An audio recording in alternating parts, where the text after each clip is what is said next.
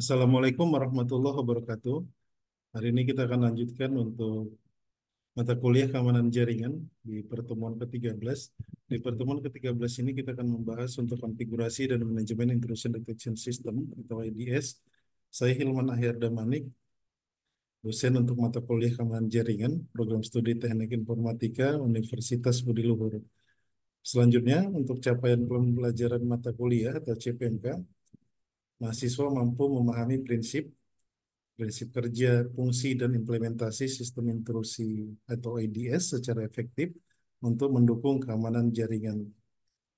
Kemudian untuk deskripsi mata kuliah keamanan jaringan untuk materi di pertemuan ke-13 ini, kita akan membahas konsep, teknologi, dan praktik dalam menjaga keamanan infrastruktur jaringan, termasuk pengenalan terhadap jenis intrusi, prinsip kerja IDS, serta nanti kita mengimplementasikan untuk teknologi IDS itu berbasis jaringan menggunakan suricata untuk mendeteksi ancaman cyber. Kemudian untuk mode perkuliahan, di sini saya menggunakan micro teaching. Untuk metode pembelajaran, saya akan melakukan ceramah interaktif dengan mahasiswa, kemudian diskusi, kemudian juga di akhir pertemuan kita akan melakukan praktikum. Selanjutnya untuk sistem penilaian mata kuliah sesuai RPS, posisi di tugas 2 untuk pertemuan ke-10 dan ke-13 ini, untuk bobot dalam nilai akhir 20%. Kemudian untuk di pertemuan ke-13, bobot komponen dipecah menjadi 3 komponen, praktikum 60%, partisipasi 25%, tugas 15%. Nanti akan dikalkulasikan untuk nilai akhir di 20% ini untuk masing-masing presentase, praktikum, partisipasi, dan tugas ini. Untuk lebih detail, di tabel bisa kita lihat untuk komponen praktikum bentuk penilaian dari implementasi IDS, kemudian bobotnya 60%. Mahasiswa akan melakukan instalasi dan konfigurasi topologi, instalasi dan konfigurasi suricata dan firewall, kemudian pengujian dan analisa. Kemudian komponen selanjutnya partisipasi, forum diskusi, bentuk penilaiannya nanti diskusi dan tanya jawab, untuk bobotnya 25%. Diharapkan dan diupayakan nanti untuk mahasiswa aktif di kelas untuk melakukan diskusi dan tanya jawab, kemudian juga untuk kontribusi diskusinya. Selanjutnya untuk komponen tugas, bentuk penilaiannya laporan praktikum, bobotnya di sini 15%. Di sini nanti mahasiswa setelah melakukan instalasi dan konfigurasi untuk IDS-nya, ataupun mengimplementasikan IDS-nya, dokumentasikan untuk implementasi itu dan disubmit di LMS Learning Budi Luhur ACID. Selanjutnya di sini, kemampuan yang diharapkan. Yang pertama, mahasiswa mampu memahami berbagai jenis intrusi dalam jaringan serta mengenali indikator serangan cyber. Yang kedua, mahasiswa mampu menjelaskan konsep dasar dan urgensi penerapan sistem IDS dalam menjaga keamanan infrastruktur jaringan. Yang ketiga, menguraikan fungsi, komponen utama, serta cara kerja sistem deteksi intrusi atau IDS nantinya ya. Kemudian, mahasiswa mampu menjelaskan peran strategis IDS dalam arsitektur pertahanan infrastruktur jaringan modern. Dan yang kelima, mahasiswa mampu mengimplementasikan IDS berbasis jaringan atau NIDS secara sederhana nanti menggunakan perangkat lunak open source ya. Kita akan menggunakan Suricata. Nah, selanjutnya sebelum saya sampaikan untuk materi di pertemuan hari ini, dari yang saya sampaikan sebelumnya, ada pertanyaannya kira-kira dari mahasiswa? Silahkan kalau ada pertanyaan ya.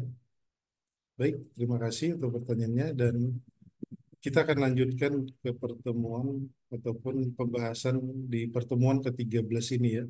Nah, sebelum kita bahas mengenai EDS, di sini kita akan bahas terlebih dahulu mengenai intrusi atau intrusion ini.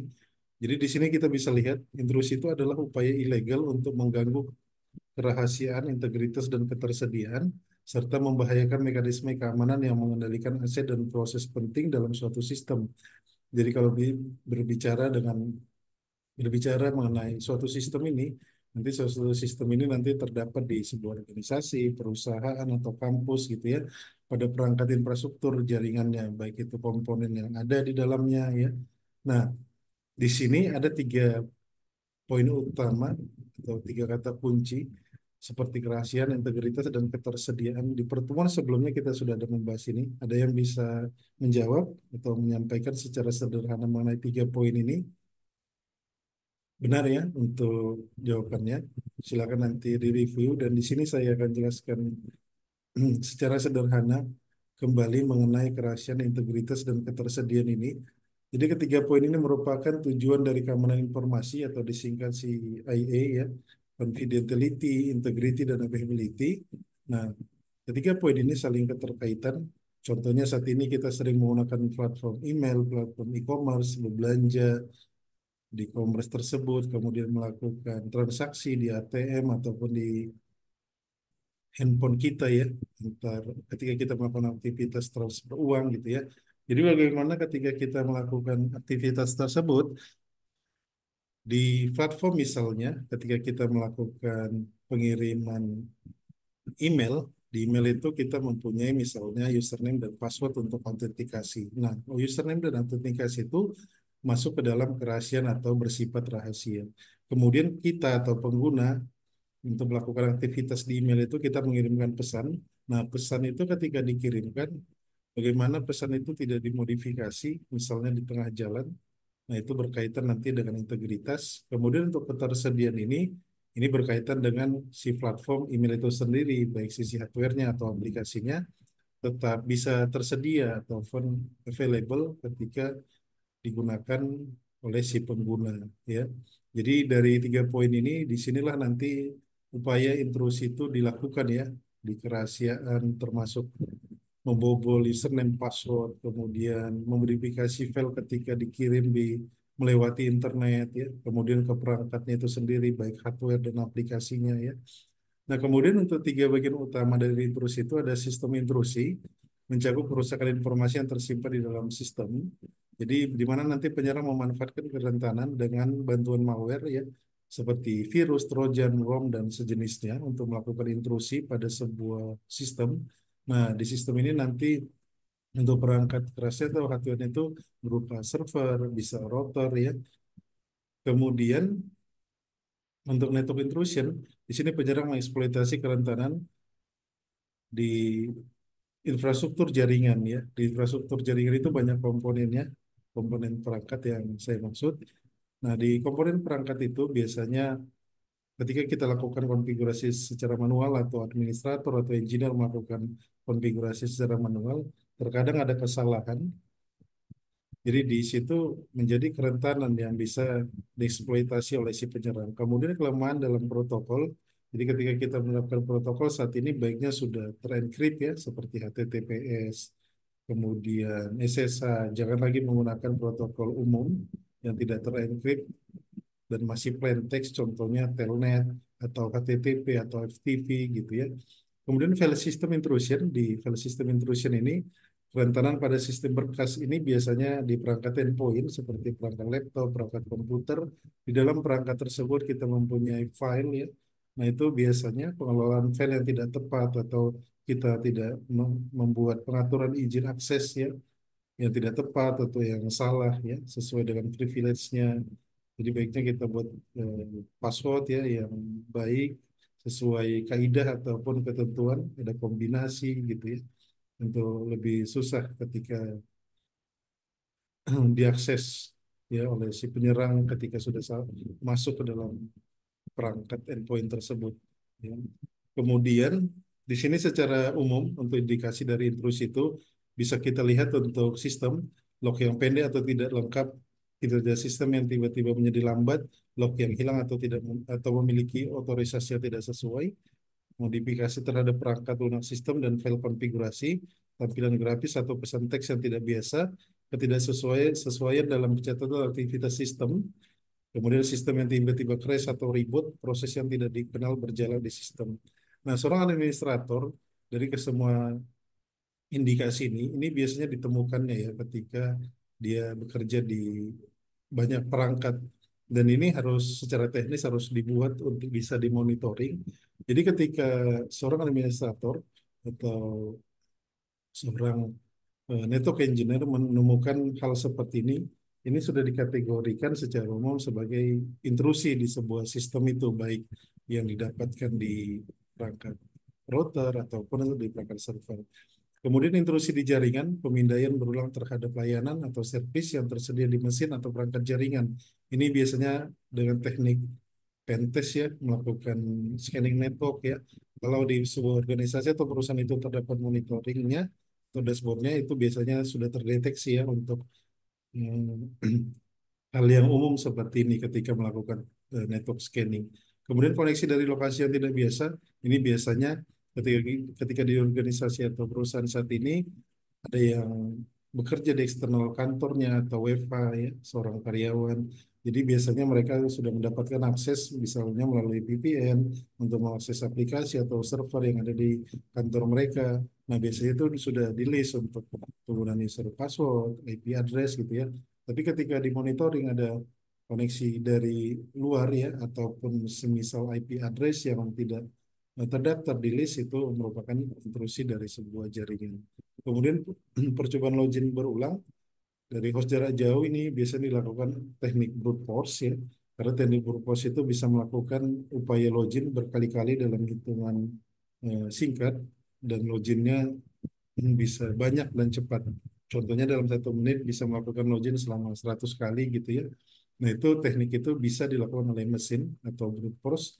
Jadi tidak bisa dilakukan manusia secara cepat seperti itu ya. Kemudian untuk denial of service ini juga merupakan intrusi jaringan yang bisa menyebabkan perangkat itu down, crash, dan bisa tidak berfungsi ya ketika sudah terjadi intrusi jaringan untuk DOS ini atau turunannya di DOS.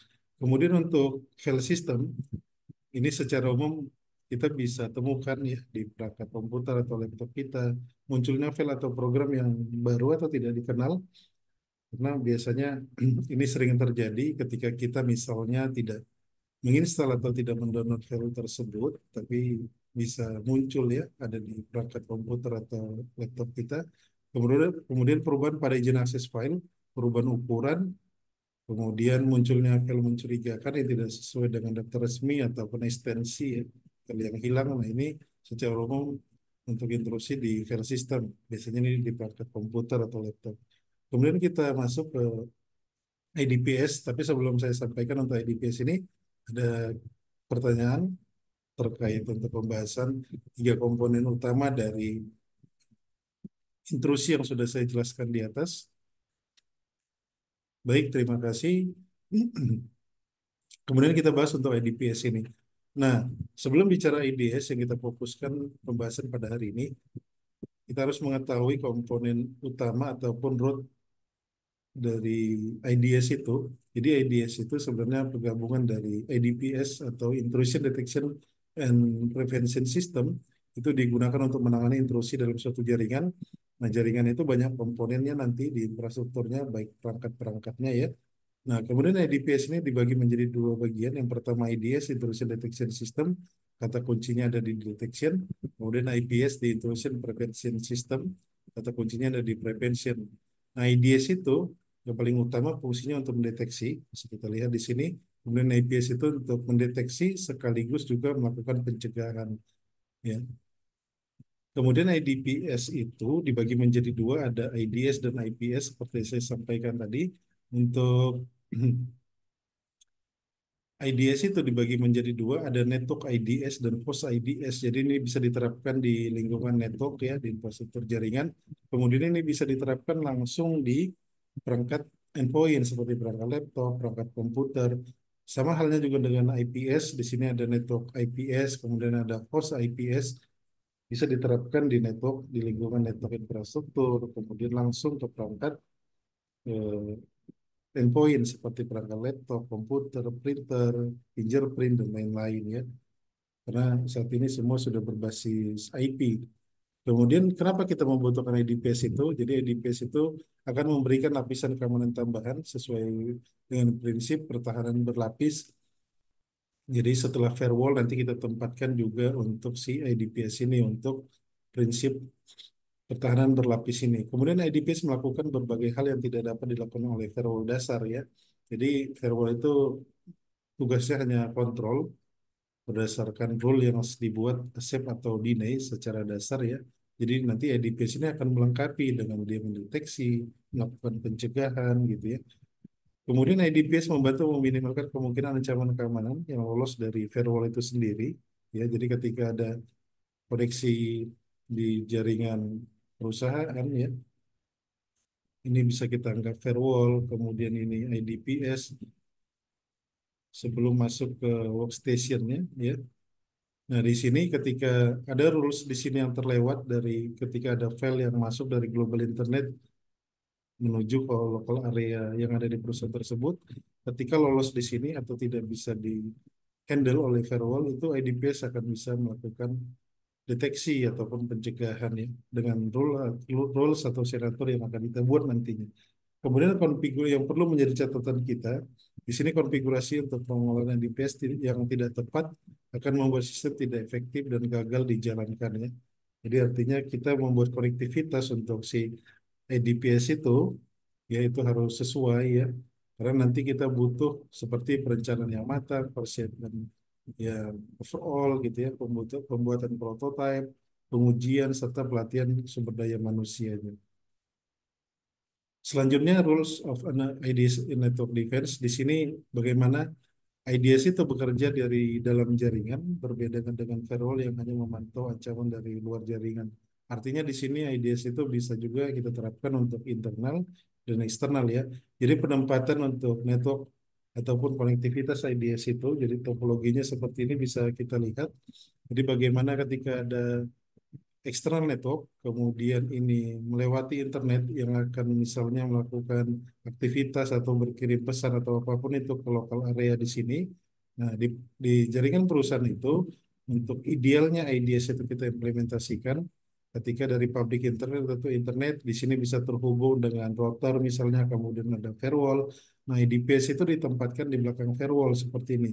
Tapi sifatnya tidak inline ya, bisa tidak inline. Jadi artinya kita bisa tempatkan di sini terlebih dahulu switch baru ke perangkat endpoint-nya gitu ya. Nah, di sini kita bisa lihat untuk penggunaan ataupun konektivitas nantinya ataupun penempatan ya untuk IDS itu di jaringan. Nah, selanjutnya kita harus ketahui juga untuk fungsi dari IDS itu. Ada beberapa fungsi di sini. Yang pertama itu untuk memantau dan menganalisis aktivitas user serta aktivitas sistem. Jadi artinya ketika user itu ada login ke sebuah aplikasi atau perangkat di organisasi atau perusahaan itu bisa dipantau dan dianalisis oleh si IDS. Kemudian menganalisis konfigurasi dan sistem kerentanannya. Ini biasanya pada perangkat router, perangkat server. Di situ kan terdapat ada konfigurasi yang dilakukan oleh administrator gitu ya. Jadi ketika ada kesalahan, ya ada kerentanan itu bisa dianalisis oleh CIDS. Kemudian menilai integritas sistem atau dan file. Ini berkaitan nanti dengan perangkat-perangkat endpoint, terutama bagaimana melihat dari sisi ukuran apakah masih sesuai gitu ya. Mengenali pola serangan yang umum terjadi. Jadi kalau pola umumnya serangan terjadi itu biasanya menggunakan protokol misalnya telnet, menggunakan Nmap gitu ya, itu yang umum sering terjadi. Itu sangat mudah dideteksi oleh si IDS. Kemudian menganalisis pola aktivitas yang tidak normal. Ini biasanya ketika ada port atau protokol atau IP address pada jam tertentu, protokol yang tidak umum seperti protokol selain Telnet, SSH, FTP, HTTP gitu ya. Kemudian melacak pelanggaran terhadap kebijakan pengguna. Ini biasanya diterapkan di perusahaan itu ketika tidak bisa mengakses game di jam kerja gitu ya. Tapi ketika dilakukan, ini termasuk pelanggaran terhadap kebijakan ya. Nah, selanjutnya apa yang bisa dimonitoring ataupun dideteksi oleh CIPS itu? Nah, apa saja event-eventnya yang bisa dilakukan IDS itu? Nah, di sini IDS bisa mengamati aktivitas jaringan komputer seperti yang saya sampaikan tadi mengenai fungsi IDS, bagaimana login itu bisa dimonitoring ya. Jadi login itu bisa dimonitoring artinya kalau manusia itu kan login itu punya jeda waktu gitu ya. Nah, kalau brute force itu dia secara cepat gitu ya, itu bisa dideteksinya apakah human atau mesin yang melakukan. Kemudian pengamatan jaringan untuk mendeteksi virus dan malware, ini bisa dilakukan IDS ya dalam bentuk spyware, keylogger, dan sejenisnya. Kemudian mengidentifikasi kerentanan terhadap yang terdapat pada file atau konfigurasi. Ini pada file konfigurasi artinya di perangkat server kah, atau di perangkat router itu bisa diidentifikasi kerentanannya atau vulnerability-nya oleh CIDS. Kemudian file otorisasi dalam jaringan yang meliputi otorisasi pengguna dan grup. Ini biasanya di jaringan internal ya, di perangkat komputer yang terhubung dengan mungkin NAS ya yang ada di infrastruktur internal jaringan sebuah perusahaan atau organisasi di mana ada file-file yang dibagi-bagi, dipilah-pilah ya. Jadi ketika ada file otorisasi dalam jaringan yang tidak dalam pengguna yang sama, grup yang sama, ya, itu bisa dan diubah itu bisa dideteksi oleh CIDS. Kemudian memeriksa file konfigurasi layanan, kemudian memastikan tidak ada layanan yang tidak eh, sah ya atau tidak diizinkan berjalan di jaringan. Ini juga bisa dilakukan event. Jadi event das IDS assessment ini artinya nanti ketika kita terapkan di jaringan itu untuk IDS ini kelima dari kategori ini itu bisa dimonitoring atau diberikan alert oleh CIDS ke perangkat handphone, ke perangkat monitoring yang ada di perusahaan tersebut ya. Nah, selanjutnya apa yang tidak termasuk dari kategori IDS ini? Jadi secara umum anggapannya ada yang mengatakan seperti sistem pencatatan jaringan, alat penilaian kerentanan, produk antivirus, sistem keamanan atau kriptografi ini termasuk IDS. Jadi keempat IDS ini secara umum itu tidak termasuk kategori si IDS ya. Kita bisa lihat contohnya apa saja di masing-masing poin ini. Nah, selanjutnya IDS activities, di sini ada prevention. Jadi bagaimana dengan deteksi awal tadi, CIDS itu bisa melakukan prevention. Ya, artinya nanti IPS yang melakukannya, tapi secara manual itu artinya ketika adanya deteksi, sebuah organisasi atau perusahaan itu dari alarm atau dashboard yang dipunyainya, ya, itu bisa melihat dari deteksi itu sehingga mereka bisa melakukan mitigasi awal. Kemudian intrusion monitoring ini melakukan monitoring terus-menerus terhadap lalu lintas jaringan ya dan aktivitas sistem untuk mendeteksi adanya pola yang mencurigakan atau sebuah intrusi apakah itu yang sah atau yang valid gitu ya. Kemudian intrusion detection, jadi ketika Edis berhasil mengidentifikasi ada serangan atau usaha intrusi tadi, nah pada tahap ini bisa si Edis itu bisa menentukan dari timestampnya, kemudian sumber serangannya dari mana, kemudian SID-nya, kemudian signaturnya gitu ya. Kemudian respon ini biasanya dilakukan oleh FPS. Jadi tahapan akhir bagaimana setelah tindakan lanjutan yang dilakukan adanya dengan adanya deteksi atau notif ke perangkat gitu ya, perangkat handphone atau perangkat dashboard itu secara otomatis bisa dilakukan pencegahan oleh si IDS ini yang nantinya akan dilakukan oleh si IPS ya, salah satu kelebihan yang bisa diterapkan. Nah, selanjutnya nih untuk rangkumannya, kita akan bahas selanjutnya di IDS, bagaimana IDS ini bekerja ya. Bisa kita lihat di sini, dari public internet sebelum masuk ke internal enterprise network di sini, bisa kita perhatikan. Ketika kita tempatkan IDS di belakang firewall, nah, IDS ini bisa melakukan tiga komponen utama penting. Yang pertama, signature file comparison atau pencocokan untuk tanda tangan ya. Kemudian anomaly detection. Kemudian yang ketiga ini stateful protocol analysis. Ya, ini yang pertama. Jadi bagaimana ketika nanti firewall itu sudah accept gitu ya untuk file yang dikirim. Misalnya ada dari workstation ini mengirim email ke perusahaan lain. Kemudian ada balasan email dari perusahaan lain tersebut menuju ke workstation ini ya. Jadi nanti bagaimana dari firewall ini ketika accept gitu artinya rules yang dibuatnya tidak eh, bisa diterimanya dari sumber IP address, portnya, protokolnya itu yang tidak di bloknya. Kemudian IDS itu akan memeriksa gitu ya. Yang pertama dia signature file comparison. Dia akan mencocokkan polanya berdasarkan tanda tangan yang dibuat nanti kita set sendiri ya secara manual di IDS itu semacam suri cata gitu ya. Jadi kalau dia nanti match artinya match itu rules yang dibuat itu match artinya ini berlawanan ya. Berlawanan itu artinya atau match itu nantinya dia membuat rules itu tidak diterima gitu ataupun sebuah intrusi yang dideteksinya.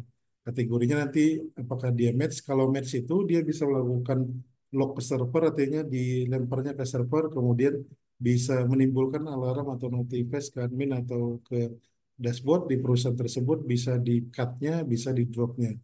Itu untuk match. Jadi kalau tidak match, diteruskan ke anomaly detection. Sama halnya ketika anomaly detection ini mendeteksi match, nanti action rule ini akan melakukan 4 poin ini, bisa melakukan 4 poin ini di IDS itu gitu ya. Tapi kalau dia tidak match, dia akan diteruskan ke stateful protocol analysis. Sama halnya juga ketika match itu action rule-nya bisa dilakukan seperti ini. Tapi kalau tidak match, dia akan diteruskan ke si penerima di enterprise network ini gitu ya. Nah, selanjutnya sebelum kita lanjutkan di sini, kita akan lanjutkan untuk tahap implementasi.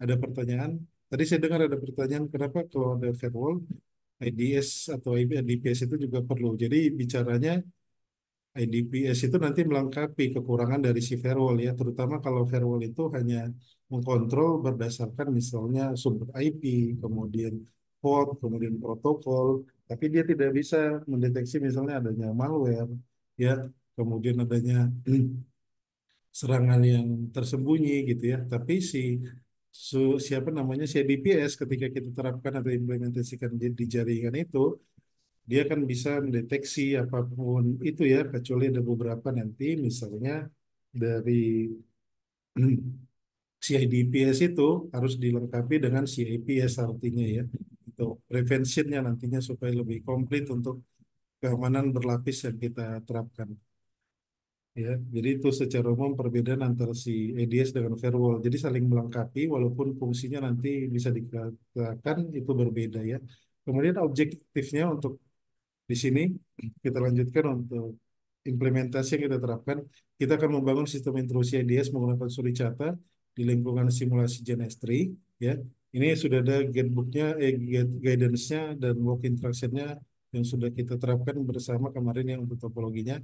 Kemudian kita mengamankan jaringan internal dengan mengatur router, MikroTik sebagai gateway, firewall sebagai kita menggunakan Ubuntu, artinya nanti Ubuntu server dan maksudnya untuk filtering, kemudian IDS itu untuk monitoring kita menggunakan Suricata, kemudian kita akan menguji 3 mekanisme utama IDS itu ya. Yang pertama signature matching, anomaly detection, protocol analysis ini berdasarkan flowchart yang sudah kita bahas di awal tadi. Kemudian kita akan memberikan simulasi nyata skenario serangan seperti SCP flood, serangan brute force ya. Nah, di sini topologinya yang sudah kita implementasikan sebelumnya di Gen S3, kita bisa lihat di sini dari public internet itu terhubung ke gateway. Nah, dari gateway ini di jaringan eksternal perusahaan atau organisasi misalnya atau kampus, itu ada firewall. Kemudian di belakang firewall ini baru kita terapkan si IDS. Nah, di belakang IDS ini nanti ada home server, ada perangkat router, ada perangkat host gitu ya. Nah, nanti dari eksternal ada attacker yang akan kita simulasikan untuk melakukan serangan ke target router ini ya. Kemudian nanti di sini kita lihat untuk log serangan tersebut berdasarkan nanti 3 mekanisme utama EDS yang kita coba nih dari signature matching, anomaly detection, protocol analysis ya. Kemudian di sini ada IP address table devices-nya bisa disesuaikan nanti ya atau mengikuti ini. Di sini ada untuk node-nya ya, kemudian IP address-nya masing-masing, subnet mask-nya, interface-nya. Kita tidak menggunakan VLAN ya. Nah, selanjutnya di sini yang pertama itu ada senator matching. Jadi di senator matching ini terlebih dahulu kita akan membuat nanti local rules di Suricata ya. Kita akan membuat local rules-nya HMP Echo atau yang disebut ping ya. Jadi nanti kita buat di local rules seperti ini untuk rules-nya ya. Di sini nanti kita bisa mendeteksi untuk timestamp, untuk sumber IP address penyerang, kemudian untuk ini yang disebut senaturnya, kemudian SID-nya gitu ya. Nah, nanti untuk simulasinya seperti ini bisa kita lihat. Jadi kan dari Kali Linux dari penyerang tadi kita melakukan ping ke target perangkat router tadi. IP-nya 192.168.20.9. Nah, nanti setelah melakukan ping seperti ini dan sudah berjalan, kita menggunakan perintah spasi minf spasi slash var slash log slash suricata slash fast titik log ya untuk memonitor hasil di suricata tersebut. Nah, di sini bisa kita lihat untuk timestamp-nya, kemudian untuk SID-nya, untuk senaturnya, untuk klasifikasinya ya. Kemudian ini IP si penyerang dan ini IP targetnya. Di sini kita bisa lihat. Nah, selanjutnya ini penjelasannya bisa dilihat ya. Nanti untuk dilakukan explore mungkin dan kita bisa saling diskusi untuk melakukan di senator matching ini. Nah, kemudian di sini untuk anomaly detection kita menggunakan rules seperti ini ya, bisa dilihat dari alert sampai rep 1.21 ini. Jadi nanti di sini ada penjelasan dari masing-masing rules. Dan ketika kita jalankan, ya, untuk hasil seperti ini nanti kita lakukan untuk serangan brute force ya. Nah, di sini nanti kita buat senatornya possible as a brute force ya. Jadi ketika ada serangan brute force itu, senatornya itu bisa kita create seperti ini. Nah, selanjutnya yang ketiga itu untuk protokol analisis. Nah, di sini kita lakukan misalnya untuk mendapatkan HTTP dari sebuah perangkat router, tapi nanti tujuannya itu tadi targetnya adalah perangkat router. Nanti untuk rulesnya kita buat di Suricata itu seperti ini ya. Untuk protokolnya HTTP, kemudian ini SID, sorry, untuk apa namanya, untuk senatornya, kemudian kita menggunakan get dan ini untuk SID-nya. Nanti hasilnya bisa kita lihat seperti ini ya. Ketika kita menjalankan baris perintah ini atau komen ini ke target ke router, kita akan bisa lihat nanti di Suricata hasilnya seperti ini ya. Jadi bagaimana di sini ada timestamp-nya ya, kemudian untuk protokolnya. Kemudian ini untuk SID-nya ya, HTTP GET request detected ya. Seperti itu untuk implementasinya nanti yang akan diterapkan. Kemudian di sini sampai di tahap akhir, silakan kalau ada pertanyaan untuk teori yang sudah saya sampaikan, kemudian untuk tahap implementasinya. Baik, terima kasih untuk pertanyaannya. Saya akan simpulkan ya untuk pembahasan kita hari ini. Jadi yang pertama itu EDS digunakan untuk mendeteksi adanya penyusupan di dalam infrastruktur jaringan. Jadi jika pengaturan yang menjadi catatan penting kita, jadi kita harus sesuaikan konektivitas yang tepat ya, berdasarkan topologi yang sudah saya sampaikan tadi, tidak harus inline.